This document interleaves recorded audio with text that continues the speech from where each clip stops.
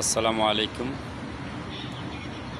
আমার প্রাণপ্রিয় দেশে বিদেশে যেখান থেকে ভিডিওটা দেখছেন সবার প্রতি রইল আন্তরিক অভিনন্দন এবং ভালোবাসা। যাই হোক, যে কথা বললে নয়, ছোট্ট একটি খবর, তা হলো আমাদের দেশবাসীকে নিয়ে, আমাদের দেশকে নিয়ে।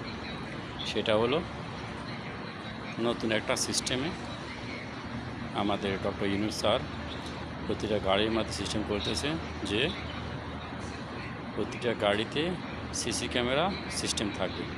কেন নয়, অহরহ বিভিন্ন জায়গায় চুরি ডাকাতি বাড়তেছে বা এটা অনেক আগে থেকেই চলতেছে। যাই হোক, এটাকে নিয়ন্ত্রণে আনার জন্য সিস্টেমটা চালু করতে চাইতেছে, ইনশাল্লাহ হয়ে যাবে।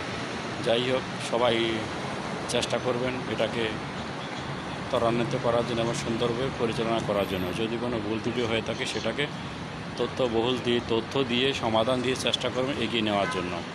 আশা করি আমাদের দেশের জন্য এবং যারা এ কাজে জড়িত হয় বা এই কাজে জড়িত ছিল এদের জন্য একটা শিক্ষণীয় ব্যাপার হবে। এরা ইনশাল্লাহ ভালো পথে আসবে এবং এদের জন্য কিছুটা হলেও ভালো হবে। ভবিষ্যতে এরা কর্ম করে খাওয়ার জন্য উদ্যমী হবে এবং অকর্ম লোকগুলো কর্মে দিকে ধাবিত হবে। কেননা এরা কাজ করতে, যারা সহজে চুরিটাকি করতে পারে এরা তো কাজ না করলে চলে, অসুবিধা কি?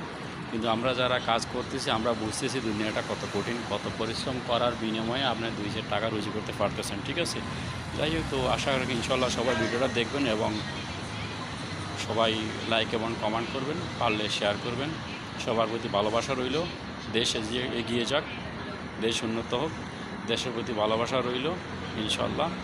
আসসালামু আলাইকুম।